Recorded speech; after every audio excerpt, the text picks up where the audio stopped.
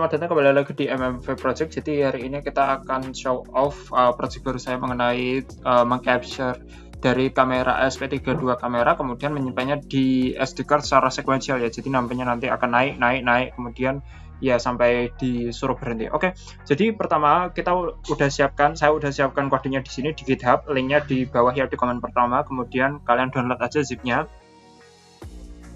Oke, sudah selesai, kita buka foldernya dan kita ekstrak saja seperti biasa. Setelah berhasil diekstrak, nanti yang ada slash main-nya ini dihapus saja ya. Jadinya kita hapus slash main-nya seperti ini. Dan yang terakhir kita adalah buka dengan Arduino IDE kalian. Oke, cara membuka Arduino IDE adalah pertama menggunakan file, kemudian open. Nah, di download tadi, yang file kita download, buka saja inonya. Ya, buka saja inonya seperti ini, kemudian open. Oke, kalau sudah, kalian harus mengunduh file kedua ya. File kedua yang ada saya taruh juga di deskripsi, kemudian download zip juga. Ini file kedua ya, untuk library-nya. Oke, tapi kali ini jangan kalian ekstrak ya, jangan kalian ekstrak, kalian buka aja Arduino-nya. Kita langsung ke sketch, kemudian include library, kemudian add zip library, oke? Kita ke unduhan lagi, dan ya tadi yang SP async web server master ini kalian open saja. Karena saya sudah terinstall jadi ada error ya, tapi kalau ya kalian nanti akan otomatis menginstal.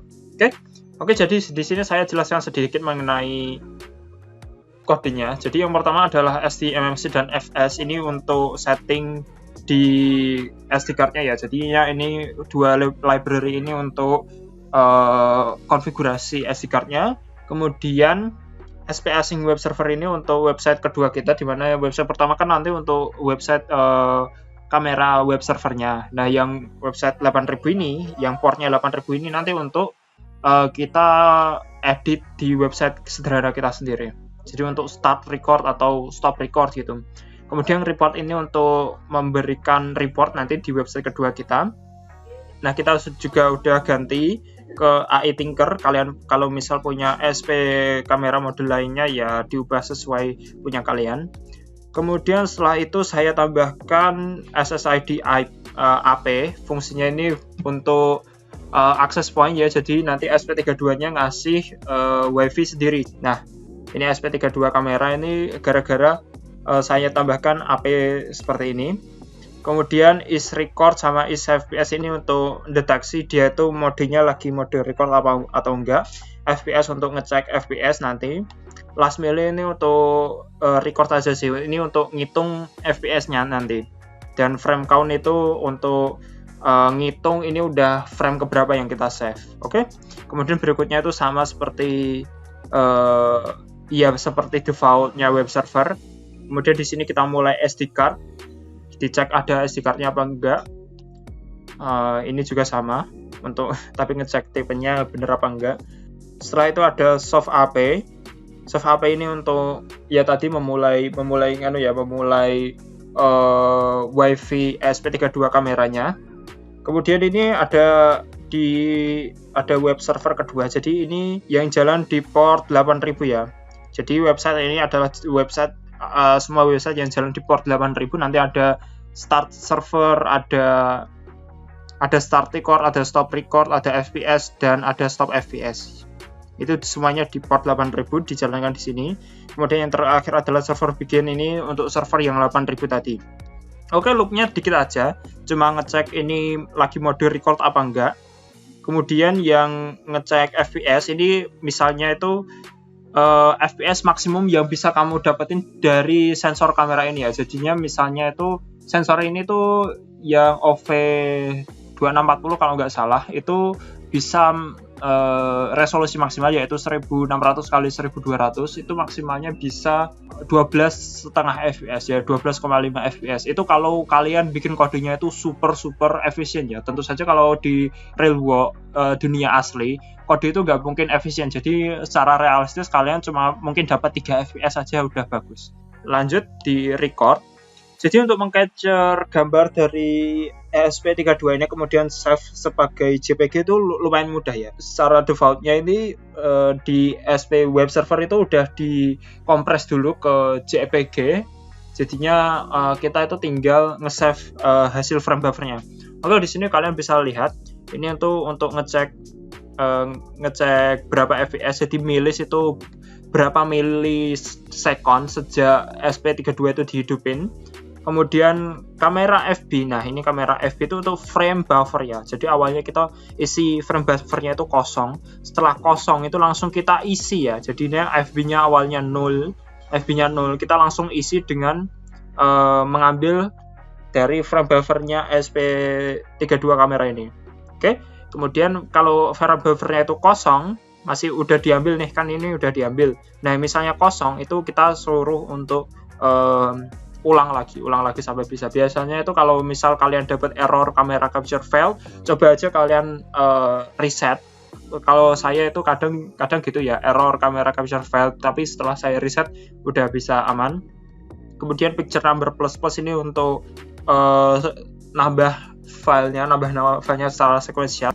Kemudian saya juga kurang paham ini untuk apa, tapi ya ini kelihatannya kalian bisa hapus sih, tapi ya saya biarkan di sini aja. Dan di sini adalah ini kode ini yang di baris ini itu untuk membuat file baru ya. Jadinya ini buat file baru dengan nama picture kemudian picture berapa tadi, JPG. Oke. Kalau filenya udah dibikin, ini filenya berhasil apa enggak? Soalnya kadang masih bisa gagal juga. Kalau berhasil bikin filenya, baru dimasukkan. Bagaimana cara memasukkannya?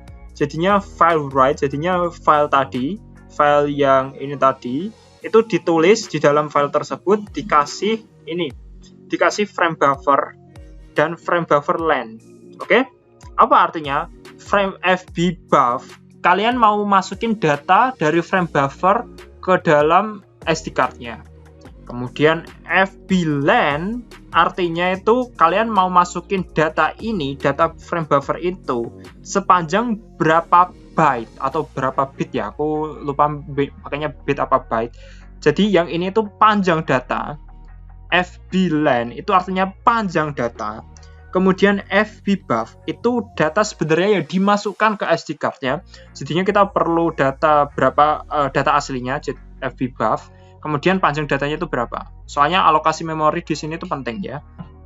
Kalau sudah berhasil, maka kita tambahin report ya. Report kalau filenya udah berhasil disimpan, kemudian filenya di close. Soalnya ya untuk melanjutkan ke file berikutnya ya.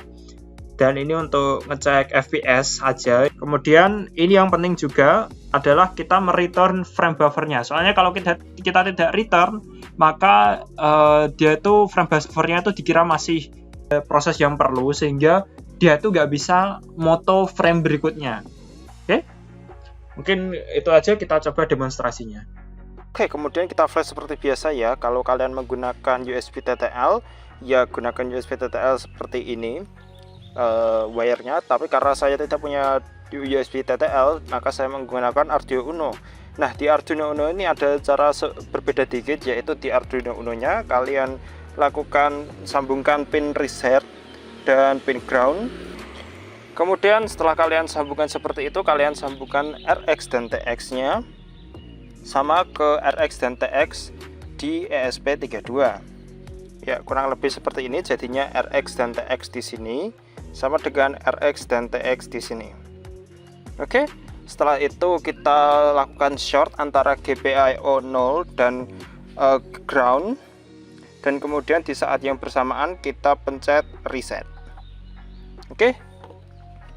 Oh, sebelumnya pastikan bahwa SD card-nya kalian lepas ya, karena kalau tidak maka SD card akan diprioritaskan untuk di flash terlebih dahulu.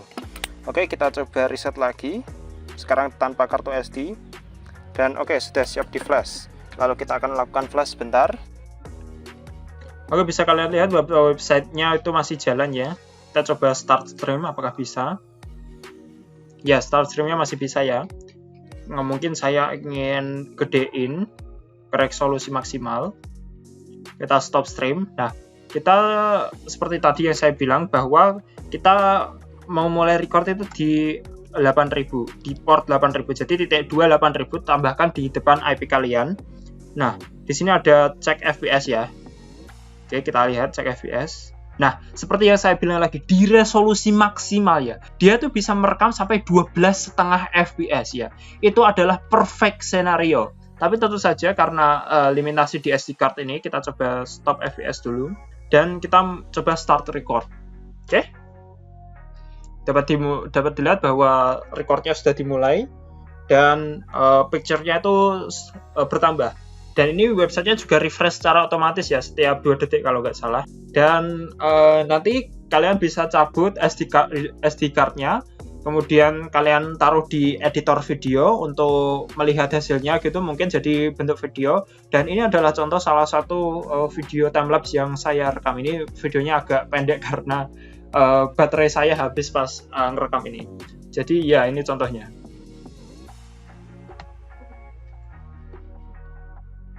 Kalau ada pertanyaan silahkan komen aja di bawah. Oke? Siap.